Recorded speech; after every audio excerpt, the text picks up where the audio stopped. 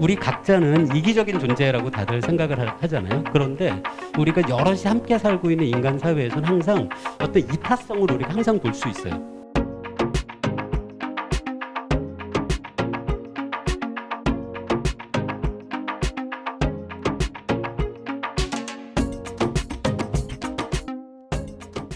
사업가로서 직원들의 마음을 읽는 것도 중요하지만 무엇보다 시장과 고객의 마음을 읽어야 될 거 아니에요. 그 흐름을 정확하게 예측하는 거 너무 중요한데 한방 캡슐 도전장을 내셨을 때는 어느 정도 확신을 준 시장의 니즈나 시그널이 있었을 텐데 시장의 흐름을 읽으셨습니까? 제가 느꼈던 시그널은 이제 확신을 가졌던 딱 두 개가 있습니다. 첫 번째는 제가 하려는 게 이제 기존의 네스프레소 커피 캡슐에 차와 한방제를 넣어서 티캡슐과 한방 캡슐을 만들자는 거였거든요. 이게 될까라는 물음표를 갖고 있었는데 어느 날 고객의 행동을 분석해 본 결과 커피와 차가 있으면 이게 보통 대체제라고 생각하거든요. 커피 좋아하는 사람은 차 안 마시고 차 좋아하는 사람은 커피를 안 마시고, 근데 저희가 관찰해 본 바로는 이게 대체제가 아니고 보완제 성격이 있다라는 겁니다.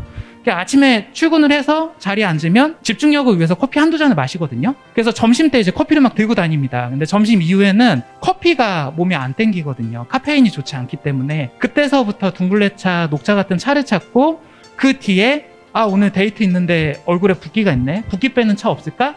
라는 기능성 차, 즉 한방차를 찾게 된다는 거를 깨달았습니다. 그래서 차도 고압 추출이 가능하겠다, 그럼 빠르게 마실 수 있는 새로운 캡슐이 가능하겠다, 사업에 확신을 갖게 되었습니다. 많은 시장 조사와 많은 데이터들을 기반으로 그 시장에 뛰어들었고 예. 어떠한 목표를 향해 달려가겠지만 네. 그렇지 않은 결과가 나올 때도 있잖아요. 네, 맞습니다. 혹시 그런 경험이 있으신지 또 어떻게 극복하셨는지 궁금합니다. 예, 실제로 하다 보니까 이제 진짜 전쟁을 한다고 생각하면 사선을 누빌 때랑 뒤에서 지원할 때랑 보는 관점이 완전 다르거든요.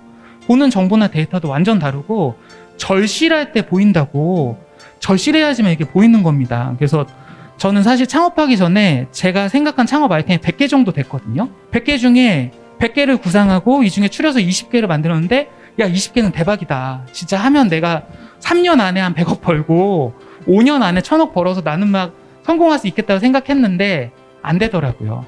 실제 해보니까 실제로 다르기 때문에. 왜냐하면 주변의 환경은 제가 통제할 수가 없었습니다. 뭐 하나 의뢰해도 3, 4개월 걸리고, 뭐 외주를 줘도 1년이 걸리고, 이런 변화하는 환경은 통제할 수 없기 때문에 지금의 제 생각은 MVP와 그 다음에 피벗이라는 개념이 있거든요. 스타트업에서는 MVP는 핵심 기능만 만들어놔서 빨리 출시하는 거예요. 그래서 고객의 반응을 보고 2차 MVP 만들고, 또 고객의 반응을 보고 3차, 4차 이걸 무한대로 반복하면 고객이 원하는 제품을 만들 수 있겠다라는 게 MVP고, MVP 내놨는데 고객이 마음에 안 들어 하면은 잽싸게 피벗, 그 농구의 피벗이 있잖아요. 한쪽 발을 뒤진 상태에서 나머지 발로 이렇게 포지셔닝을 바꾸는 것. 그러니까 내 중심을 두고 계속해서 피벗을 통해서 아이템을 개선해 나가는 것. 이 두 개가 스타트업에서는 가장 중요하다고 생각합니다. 끼리끼리 메아리방에 대해서 되게 인상 깊게 들으셨다고 하셨는데요. 그 전체에 한계가 좀 있지 않을까 생각이 들어요. 예를 들어서 이가 팩트에 너무 집중하는 분들만 모여 있으니까 약간 문과 감성이 아쉽다든지 그런 감성적인 인문학적 요소를 반영하는 거에 대해서는 조금 쉽지 않다. 일단요, 공대생들은 안타깝게도 그런 감수성이나 그런 걸 접해보지를 못했기 때문에 아예 그쪽 세계가 있는지를 몰라서 필요성을 일단 못 느끼고 있고요. 이 연구실도 어찌 보면은 AI 딥러닝으로만 똘똘 뭉쳐진 그런 AI 딥러닝 끼리끼리 방이라고 할 수가 있죠. 근데 또 이제 그 끼리끼리 안에도 이제 또 다른 끼리끼리가 있는데요. 저는 이제 제가 인간관계를 좀 돈독히 할 때 제가 아는 좋은 거를 되게 많이 나누면서 그 인간관계를 되게 돈독히 하려고 합니다. 그 음악으로 사람의 마음을 치유하고 계시잖아요. 음도 어차피 하나하나는 의미가 없는데 이게 함께 엮어서 어울려야 힐링 비트로 만들어지는 그런 것들 있잖아요. 대표님께서 치유하기 위해서 뭔가 개발하고 계신 패턴? 단순한 질서, 루틴이란 말도 하셨는데 그런 것들의 그 개발을 어떻게 하고 계신지 그 설명을 좀 듣고 싶습니다. 우리가 스트레스를 받을 때 우리는 그러면 소리로, 음악은 많은 사람들이 좋아하는 대중적인 거니까 음악으로 접근하게 된 계기가, 우리가 자고 일어날 때 뭘 맞추죠? 뭘 맞출까요? 알람을 맞추죠. 알람은 소리거든요.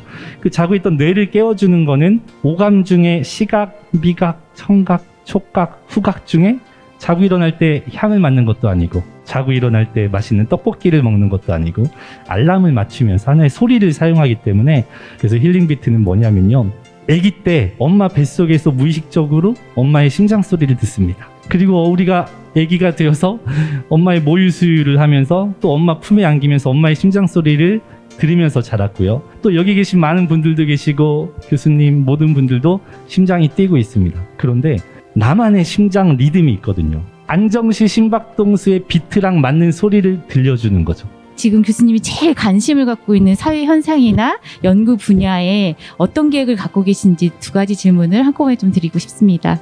제가 그 하는 연구가 사실 꼭 이게 좋은 스타일인지 모르겠는데 어떤 과학자들은 평생 해결하고 싶은 거대한 문제를 하나 생각하고 그 문제를 해결하기 위해서 장시간의 노력을 꾸준히 이어가는 분들이 있거든요. 아까 말씀하신 전략 중에 첫 번째인 거죠. 근데 저는 아까 말씀하신 거에 비유로 하면 저는 피보팅을 잘하는 것 같아요. 그래서 이거 연구하다가 그 다음에 또 다른 관심이 생기면 다른 분야로 바꾸고, 최근에 했던 연구 중에 하나는 어떤 그 네트워크 구조로 연결되어 있는 어떤 커다란 시스템이 있고, 그 시스템이 이제 시간에 따라서 변하는 어떤 시그널들을 만들어내거든요. 그 시그널들만을 이용을 해서 그 네트워크에 숨겨져 있는 서로 연결 구조를 찾아낼 수 있을까? 그거를 그 기계학습의 방법으로 진행한 연구도 있긴 있어요. 교수님 통계 물리학이시잖아요. 요즘 융합이라는 키워드가 있고 통계 물리학의 대표적인 융합의 예가 혹시 뭔지 궁금합니다. 어떤 통계 물리학자들이 사용하는 연구의 개념들, 방법들이 있잖아요. 근데 그게 이제 적용될 수 있는 영역은 굉장히 넓어 보이거든요. 통계 물리학에 있는 분들이 굉장히 융합 연구 같은 걸 많이 추진하고 있어요. 저도 요즘 이제 진행하고 있는 것 중에 하나가 사회과학대학에 있는 교수님들과 공동 연구로 아까 제가 오늘 말씀드렸던 후반부의 연구 주제하고도 관계 있는 건데요. 현대 민주주의 사회에서의 미디어의 효과, 공동 연구를 지금 진행하고 있기도 하고요. 그것도 융합 연구겠죠. 사전 질문을 좀 받아봤는데 너무 고급스러운 질문이 많이 들어와서 간접 호혜의 원리에 대한 이야기를 저희한테 질문을 해주셨는데, 내가 누군가를 도와주면 그 누군가가 저에게 바로 보답을 해주지 않더라도 돌고 돌아서 친절과 호의가 저에게로 다시 돌아온다는 개념이요. 근데 이게 단순한 종교적인 신념이나 미신이 아니라 이걸 과학적으로 아까 그 교수님께서 보여주셨던 공식처럼 이렇게 좀 증명할 수 있는 이론인지 좀 궁금하고요. 정확히 그 간접 호혜라는 말씀을 해주셨는데 이게 정말 학술 용어로 있습니다. 그리고 정말로 물리학자들도 그렇고 생태학을 연구하시는 분들, 심지어는 경제학자들, 그런 생물학자들, 그런 분들이 갖고 있는 큰 질문 중에 하나가, 우리 각자는 이기적인 존재라고 다들 생각을 하잖아요. 그런데 우리가 여럿이 함께 살고 있는 인간 사회에서는 항상 어떤 이타성을 우리가 항상 볼 수 있어요.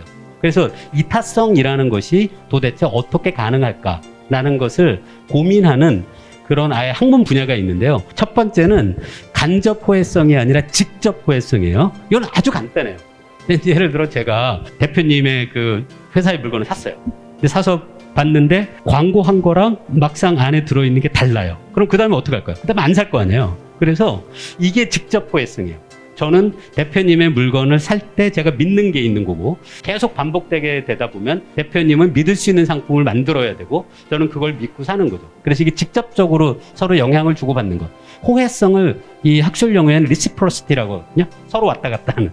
이게 직접 호혜성에 기반한 이타성이 가능하다라는 게 가장 쉬운 메커니즘이고요. 두 번째 메커니즘이 방금 말씀하신 간접 호혜성이에요. 내가 이 사람을 돕는 게 아니라 내가 저 사람을 도와요. 근데 이 사람은 나하고 한 번밖에 안 만날 사람이에요.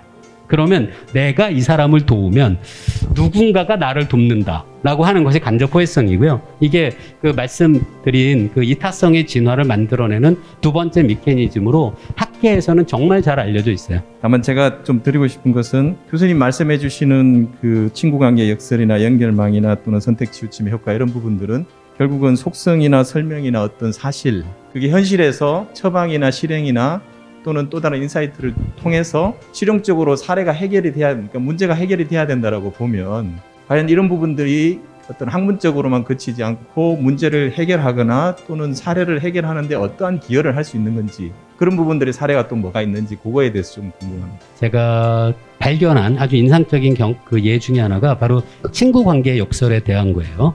그 친구 관계의 역설이 우리 주변에 사실 굉장히 많이 벌어지고 있는데요. 그 중에 예를 들어 그 대학생들이 한번 두 가지 활동을 한번 생각해 보세요. 학생들이 모여서 뭐 술을 마시는 것과 모여서 공부하는 것과 생각해 보면 공부는 모여서 하지 않는 개인적인 활동이고요. 술 마시는 건 혼자가 아니라 여럿이 하면 모이게 되죠. 대학생들을 대상으로 한 설문조사 결과가 있어요. 뭐냐면 그 학생의 친구가 학생보다 술을 더 많이 마신다고 생각하나요? 라고 하면 대부분 학생들이 예스라고 답해요. 이게 친구 관계의 역설로 이해할 수 있는데요. 친구 관계의 역설을 만드는 마당발들은 사회 관계가 넓잖아요. 이 친구들은 술자리에 자주 가요. 그러면 무슨 일이 벌어지는 거냐면 사회성에 기반한 활동들, 학생들이 모여서 술 마시는 것 같은, 그거는 제가 오늘 말씀드린 표현에 의하면 과대대표돼요. 학생들은 그래서 많은 대학생들이 친구들이 나보다 술 잘 마신다고 믿어요. 한편 공부에 대해서 물으면 학생들이 뭐라고 답하냐면 내 친구들은 나보다 공부를 안 한다고 답해요. 왜냐하면 공부는 사회적인 활동이 아닌 거죠. 한편 운동도 마찬가지예요. 혼자 조깅을 하는데 이거는 사회적 활동이 아니잖아요. 이것도 사람들이 뭐라고 생각하냐면 나는 운동을 많이 하는데 내 친구들은 운동을 하지 않는다고 생각해요. 그러면 어떤 걸 이제 생각할 수 있을까요? 조깅이라든가 공부 같은 것들을 사회적 활동으로 만들면 돼요. 요즘 아마 사용하시는 앱 중에 조깅하게 되면 친구들과 경쟁하는 시스템들이 있어요. 그럼 그게 뭐냐면 과거에 조깅이라는 개인적인 활동을 사회적 활동으로 드러나게 하는 거예요. 그럼 어떻게 되냐면 사람들이 사실 내 친구들이 나보다 운동을 안 하는 게 아니었구나라는 걸 알게 되는 거죠. 그래서 사람들이 운동을 더 하게 만들어요. 그래서 사회적, 아까 말씀드린 그 사회 연결망에서 친구관계 역설 같은 건 제 생각에는 얼마든지 이용할 수 있는 여지는 있는 것 같아요.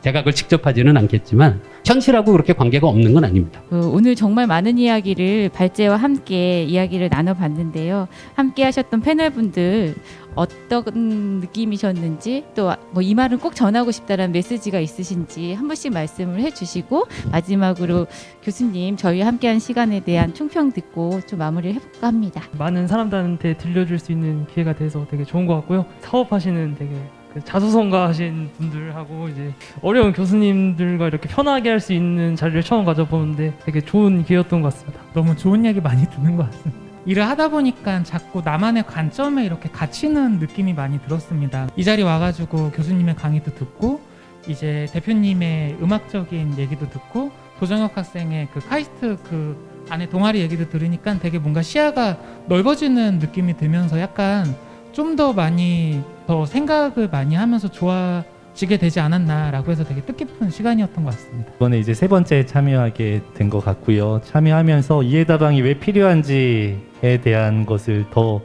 알 수 있는 그런 시간이었고 이런 소통하는 자리의 소중함을 좀 알 수 있었는데 이런 자리에 걸맞는 주제를 교수님께서 강의해 주셔서 또 관계에 대한 소중함, 요즘 비대면인데 그것에 대한 또 질적인 부분 이런 것들을 좀 생각할 수 있는 의미 있는 시간이었다라고 생각을 합니다. 세상을 정량적으로만 보는 것, 그거는 문제가 있다고 생각합니다. 지금 우리 사회에서도 학생들을 시험 점수 하나로 일렬로 늘어 세워서 그걸 갖고 학생의 운명을 결정하는 그런 거는 과학적이지도 않고 바람직하지도 않죠. 하지만 과학적 사고 자체는 그건 저는 어느 영역에서나 필요하다고 말씀드리면서 제 장황한 마무리 멘트는 마치겠습니다.